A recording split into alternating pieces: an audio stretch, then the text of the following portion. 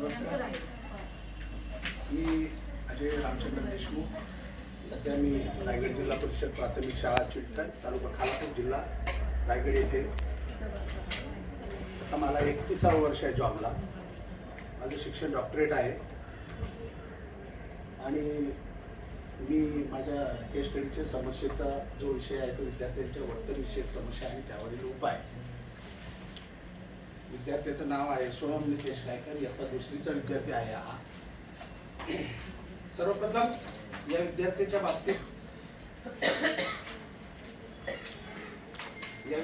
बाबतीत बोलायचं झालं तर आपल्याला दैनंदिन ज्यावेळी आपण अध्यापन करतो किंवा आपण ज्यावेळी प्रत्यक्ष त्या विद्यार्थ्यांशी निगडीत असतो त्यावेळी आपल्याला अनेक विद्यार्थी असे असतात की जे अभ्यासात हुशार आहेत परंतु इतर ऍक्टिव्हिटीकडे त्यांचं जास्त लक्ष असतं. मग अशा वेळी इयत्ता दुसरीमध्ये सोहम हा विद्यार्थी असा मला आढळला. मी 6 ते 7-8 दिवस सुरुवातीचं ऑब्झर्वेशन केलं की मला लक्षात आलं की हा विद्यार्थी अभ्यासात हुशार आहे परंतु तो काय करतोय, सतत बाहेर पळायचा प्रयत्न करतोय किंवा इतर मुलांशी बाहेर जाऊन वाद घालणे, भांडण करणे आणि स्वतः लवकर येत नाही. एकदा वर्गातून बाहेर गेला कोणत्या तर कारणाने तर तो परत वर्गात येत नाही.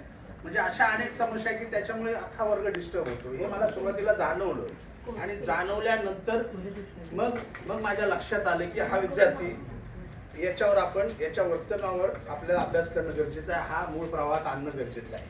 त्याच्यासाठी मग मी सुरुवातीला काय केलं की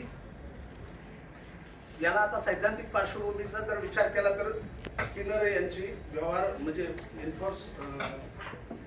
स्किनरची पॉझिटिव्ह एन्फोर्समेंट वर्तनवाद जो आहे की त्याला सकारात्मक त्याचं प्रबलन झालं की त्याचं वर्तन सुधारतंय.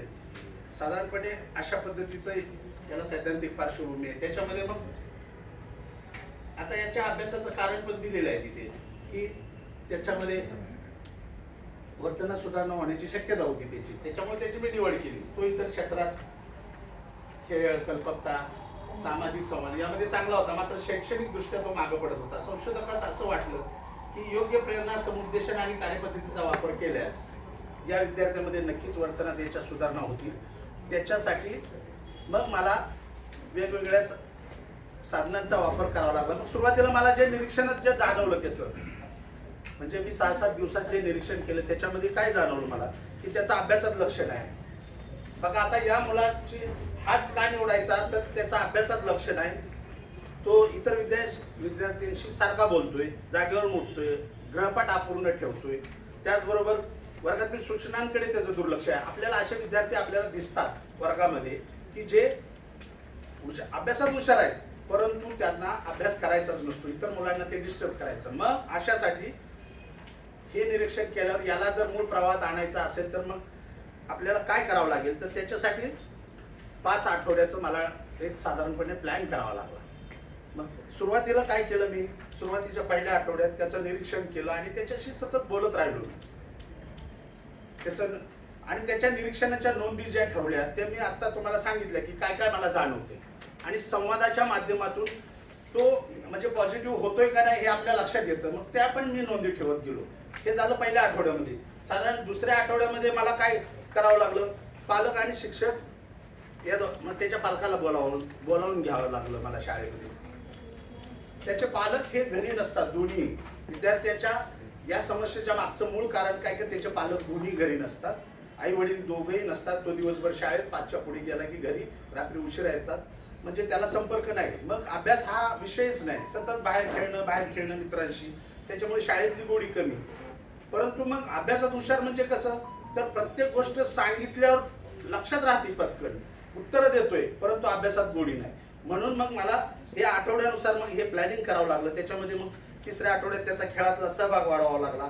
त्याचबरोबर त्याला शैक्षणिक प्रेरणा दिली. म्हणजे शैक्षणिक प्रेरणेमध्ये वेगवेगळ्या पद्धतीची त्याला कामं सांगितली जेणेकरून त्याला स्वतःमध्ये मी लीडर आहे, या वर्गाचा हुशार आहे म्हणून हे करावं लागलं. म्हणजे मी लीडर आहे म्हटलं की त्याला मला काहीतरी वेगळं करायचं आहे त्याच्यामुळे मी फोकस माझा अभ्यासाकडे केला पाहिजे ही सायकोलॉजी त्याची तयार झाली आणि जेणेकरून तो पुढे मग हळूहळू सांगितलेल्या गोष्टी ऐकायला लागला. आणि या सगळ्या गोष्टीमध्ये आता मग त्याच्यामध्ये मला प्रामुख्याने काय करावं लागलं तर त्याला शांत पद्धतीने एका ठिकाणी स्वतः समक्ष आपण थांबून त्याच्याजवळ अशी काही अभ्यास करताना तो विचलित नाही झाला पाहिजे अशा पद्धतीच्या जागेची निवड करण्यात आली.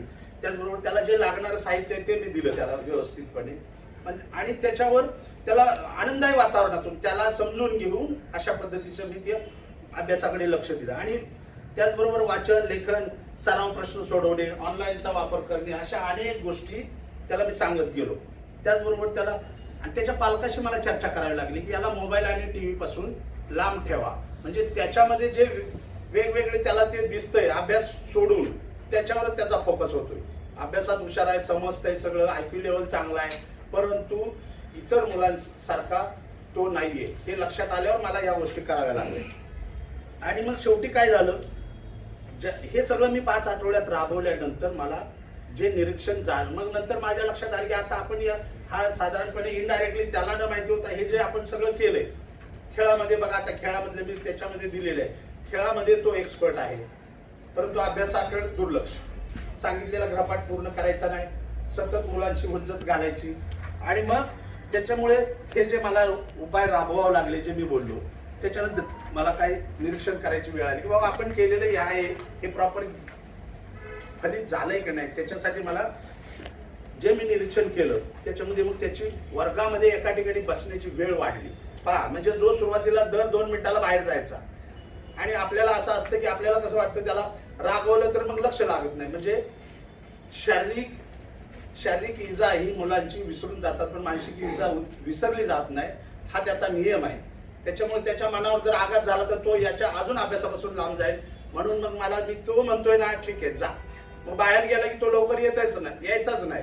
मग याच्यामुळे मग जे आपण उपक्रम राबवले त्याच्यावर जो अभ्यास केला त्याच्यानंतर मग जे निरीक्षण केलं त्याच्यामध्ये त्याच्या वर्गात बसण्याची वेळ वाढली, चुळबुळ करायची कमी झाली, शिक्षकाच्या सूचनाकडे तो लक्ष देऊ लागलाय, प्रामुख्यानं वर्गात वाचन लेखनावर भर द्यायला लागला, त्याची चिडचिड कमी झाली आणि खेळतोय, खेळात एक्सपर्ट आहे म्हणून ज्या खेळाची आवड आहे तिकडे त्याचं डायव्हर्ट काय थोडे लक्ष दिलं, पण तो ठराविक टाइम लिमिट मध्ये. 1 मिनिट आहे. ओके, तर याच्यामध्ये पालकांना आणि शिक्षकांना सुद्धा फायदे आहेत, समाजाला काय फायदे आहेत ते भरपूर आहेत, वेळेच्या अभावी हे सांगणं शक्य नाही. याच्यातून आपण एकच शिकतोय केस स्टडी मधून की विद्यार्थ्यांचं केवळ वर्तन पाहून निर्णय घेणं हे चुकीचं आहे. त्याच्या अनुभवावर आणि त्याची जे समस्या त्याची पार्श्वभूमी जर आपण अभ्यासली तर आपल्याला साधारणपणे त्याला जे काय उपाय करायचा आहे ते आपण शिक्षक म्हणून आपण करू शकतो. त्याचबरोबर त्याच्या मनोवृत्तीचं सखोल आकलन आपल्याला करता येणार आहे.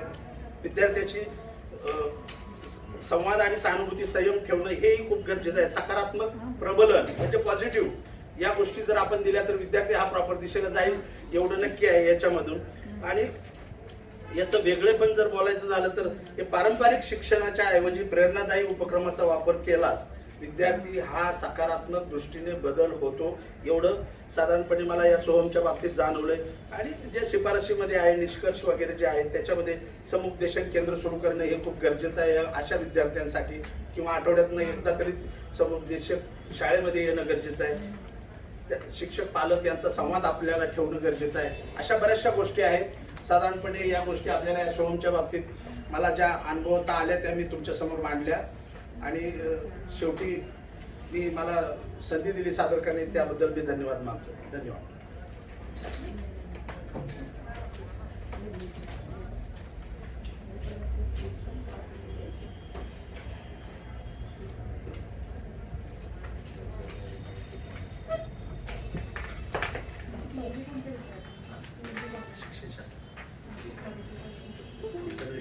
जे ज्युनियर कोर्सचे जे स्टुडंट्स आहेत डिप 18 इयर्स त्याच्यावर मला महाराष्ट्रात सर्व प्लस प्रायोगिक पद्धतीने अभ्यास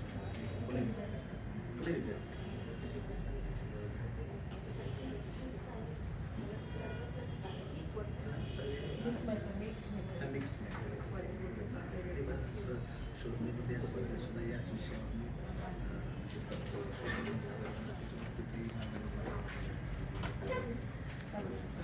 दुसऱ्या एका स्पर्धेत याच विषयावर म्हणजे त्याच्यात पुढे जाऊ तुमच्यावर डिपेंड आहे. म्हणजे विधी सदस्य विद्यार्थी यांच्यावर समायोजन चाचणी राबवली जी डॉक्टर MM पालसाली म्हणून जे आहे त्यांची रेडीमेड मराठीमध्ये समायोजन चाचणी आहे. त्याच्यामध्ये 5 घटक आहेत. त्या 5 घटकांतर्गत हे वर्तन एक आहे विद्यार्थ्यांचं.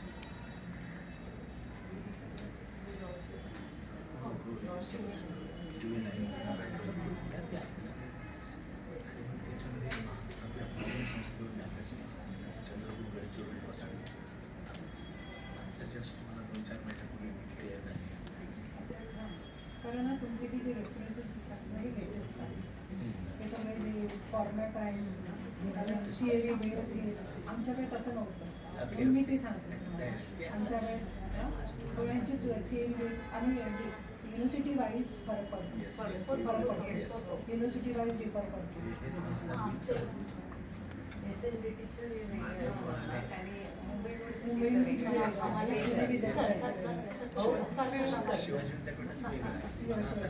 कारण हा तो फॉर्मॅट बदलेला माझ्या मैत्रिणीने पुणे विद्यापीठाची सेम तिचा फॉर्मॅट कारण दुसरीचं हे केलं बायोमेट्रिकचं त्यालाच काही टाकलं आणि सॅम्पल हे होतात हे करतो ना स्टँडर्ड मग मला मी तिचं हे बघलं. 2020चं ॲडमिशन 5 वर्ष म्हणजे एखाद्या टेस्टवर एखादा व्यक्ती